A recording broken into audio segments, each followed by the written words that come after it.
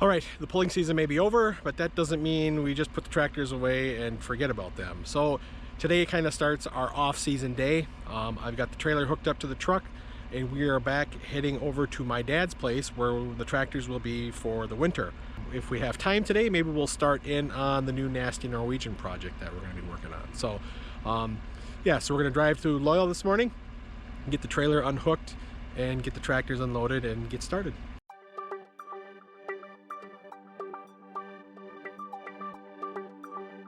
So one of the things we want to do before we start anything is we want to get the trailer set into position.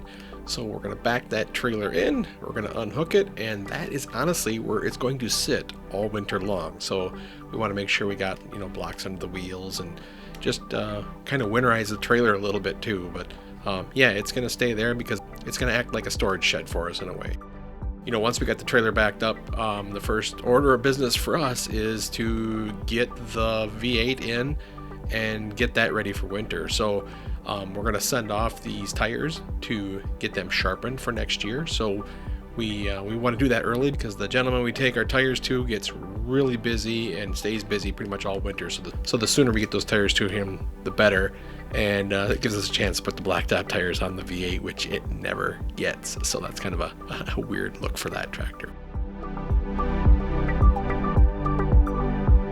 Once we get that off, we're going to pull the carburetor. We did have some leaks and stuff that the carburetor started to show here towards the end of the season. So we want to get that off. We're going to get that gone through and put, new gaskets. Basically put a carb kit in it and clean it all up. So make sure that is clean and ready to go for when the new year comes. So it's kind of a big part. We'd like to drain all the fuel. We like to clean everything up and make sure that old fuel is all out of there for the start of the season, so that when we do start, we've got everything fresh, everything clean, and everything ready to go.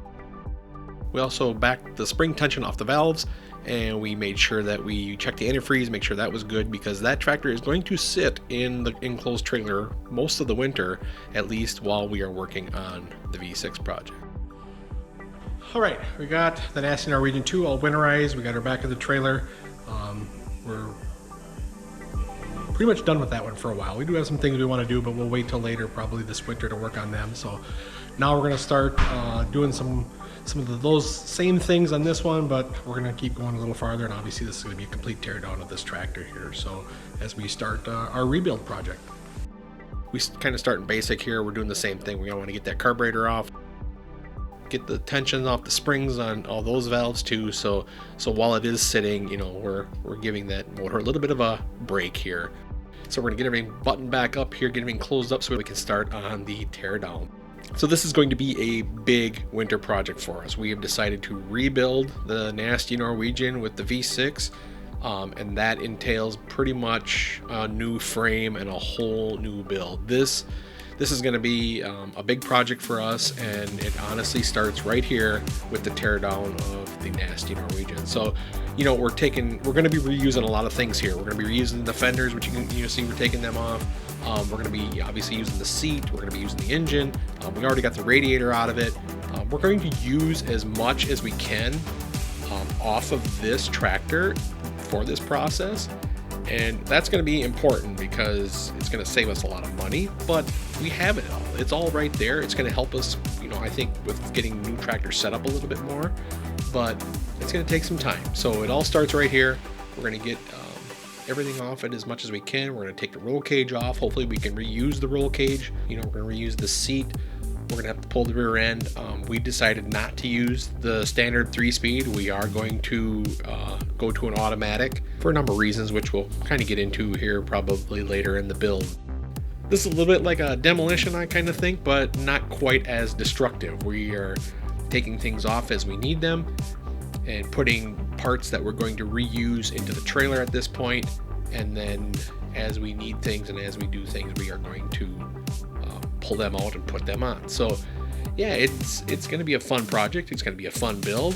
We're not going to get into it too much in this video, but stick around. There's definitely going to be some progress videos. We'll do as much detail as we can. Sometimes it's a little harder when it's just the two of us to film and do the work at the same time. But we're going to do our best job to highlight the new build. Since I've started pulling, which has been over 30 years, this frame has been the one that I've driven. So this will be a brand new frame for the V6 in a long time. There have been things done to this old frame to make it better and improve it, which it has, but you know what, it's time for a new one, and that's kind of where we're at with this project. And yeah, I'm really looking forward to getting a brand new tractor out there and doing a lot of cool things with it, and really using the knowledge that Dad and I have gained over the years of pulling and putting it into this frame, putting it into this tractor, and seeing what we can get done. If you like what we're doing here, subscribe to the channel, like the video. We've got a lot of great videos coming up of the build, and I'm really looking forward to sharing our experiences of building the brand new Nasty Norwegian with you.